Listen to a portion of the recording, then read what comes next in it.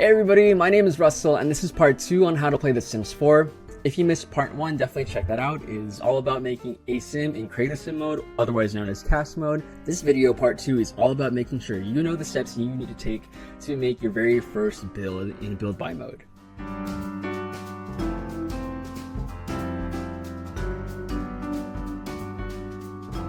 For the sake of this video, I'm going to be assuming that you are completely new to The Sims 4, you probably just downloaded it for free, and that you just created your first household. This video is really about getting you the basics to start playing The Sims as fast as possible, whether that is making a shell house, which is a house that's not fully decorated yet, or getting a house from the gallery so that you can get somebody else's house for you. Like last time, I'm also going to be assuming that you're using a mouse with a scroll button, something like this. Very, very useful, especially in build mode. Alright, so right after you make your first sim household, you're going to be greeted with this menu to select world to move into. Before I select world, I just wanted to give you an overview about what build by mode is. Like the name implies, build by mode is about buying stuff you need to make your house and then making your house. When I say buying the stuff to need to make your house, I really do mean it. Things in the Sims 4 build mode cost stuff to create. So things from your walls, to your roof, to your windows, even the basic necessities, you'll need to use a currency that the Sims uses called simoleons. There is functional use for the rooms and the lots that you make in build by modes. In live mode, after you create your house, you're going to need to fulfill all your needs. For example, everybody needs to use their bathroom, everybody needs to eat, so you're going to make a bathroom, you're going to make a kitchen, and then that actually will play into your gameplay later on.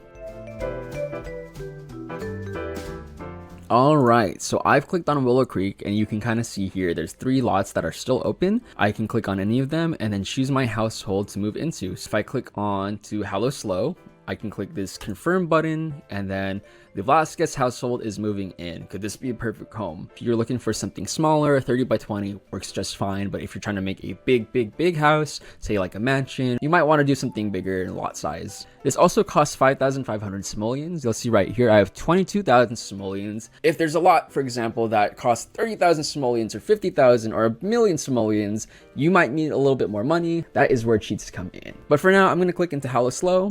I'm gonna move in here. Loading. Alright, so you'll see here the game plops you right into live mode when you click onto a house to move into, but you obviously need a house before you move into anything. So what you're gonna do is you're gonna click this hammer and wrench icon, or you can also click F2 on your keyboard, and you'll see that you're in build mode. Before I move forward, I'm gonna tell you all the cheats and tricks that you need to know.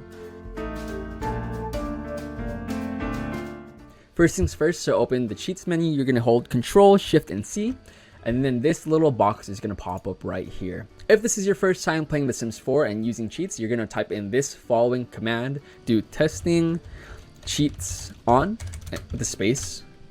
And so it's going to say cheats are then enabled, and then from here on out, you can use any cheats that you want.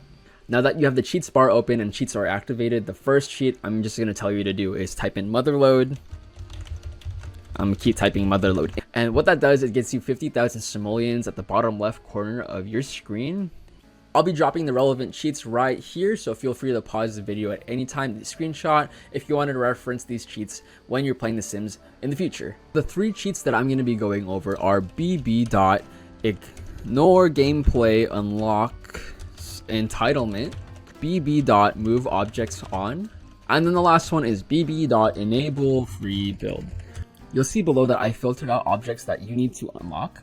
And so what you're going to do with the BB Ignore Gameplay's unlocks entitlement, say that 5 times fast, is once you press enter, all of these items that were previously locked are now unlocked. For the second key cheat for build by mode, I've actually just dropped this random room in the middle of the lot. Do bb.move objects and then space, press on. You'll be able to actually move objects and intersect with each other.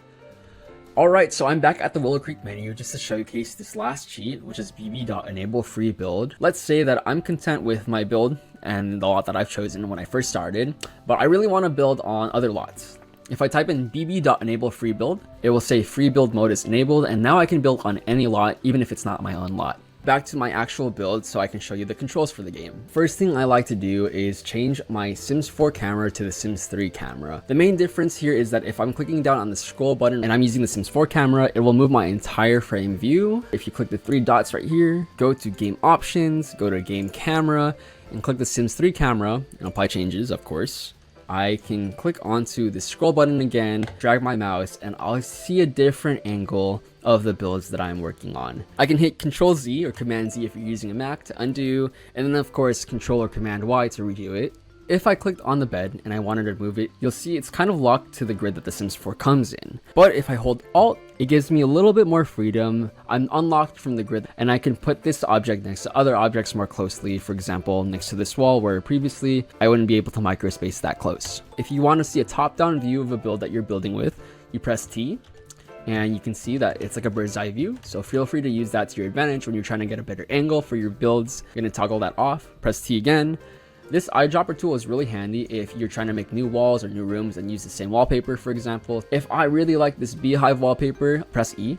And then you can put it onto any other wall or surface that you're actually creating. I would just hold and drag it down. Now this designer tool is super helpful. If you like an item that's already in a house, but you don't like the swatch, press R, click into it, and now you have an array of different swatches that you can choose from. And then this sledgehammer tool is really good for just erasing things in your build. If I wanted to destroy this entire wall, I would go sledgehammer, drag across, your wall is gone. All right, say you already have a pre-existing room, you could go and actually move that entire room. So move house, I can click on that and then move the entire room. And then if I just wanted to completely erase a lot that I already have, I can click bulldoze. I can start from a fresh canvas. So by now you should know the cheats and the main hotkeys that you'll be using. What you need to know to build a shell of a house is you just press B, and that will again bring you to the walls and room section. And so 3 walls to make a room, or if you want to be really quick with it, you hold shift when you're making a wall, and that'll actually just automatically make you a room. My view in the wall, it looks a little funky because I have my walls down, but if I wanted to look at from the external side, I would click walls up view. If I wanted to look at from the internal side, I would click walls down view. This roof tool, if you click right here, will let you choose from a different amount of roofs. I would not want to live in this house because it'd be very dark and there would be no way to get in or out. The next thing you're going to want to do is build a door. So go to this build section, click on the door section. I'll click on a door and place it. Next thing I'm going to do is add some windows to get some natural lighting in. You click on the windows section and then you can add some windows. And you want to make sure that when you're adding windows to your buildings, you're doing it from all sides so that light comes through multiple entryways. And there you go. That is an overview of how to actually get a shell of a house into The Sims 4. From here on out, a lot of it is pretty self-explanatory. You'll click on the objects that you see in this build section right here. For example, if I wanted to add a wallpaper to it or a pattern to it, it's a simple drag and drop. If you wanted something to just plop into your game, you click this gallery icon right here. It's a little heart inside of a light bulb, or you can press F4. And then from here on out, there are a ton of different houses, households, rooms that you can download and just swap for a place of your lot that you're already using. The first thing to look out for when you're downloading a lot from the gallery is to make sure that the packs that you have are compatible with that lot's object. For example, if I did not have get together, but then the objects that are in this lot use get together assets, then I wouldn't be able to download that lot. You should look out for lots that have the perfect lot size. For example, I wouldn't be able to download this big lot and put it in my 30 by 20 lot because it's way too big for the lot that I'm currently using. I see this lot is probably appropriately sized. Yep, place lot.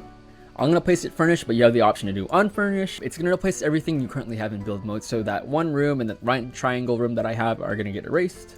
I will press yes. It's a completely functional house that I can just start working in. You should at this point have everything you need to know to get started in build buy mode for The Sims 4. If you are happy with the build that you already have, make sure to save so you don't have all of your progress lost.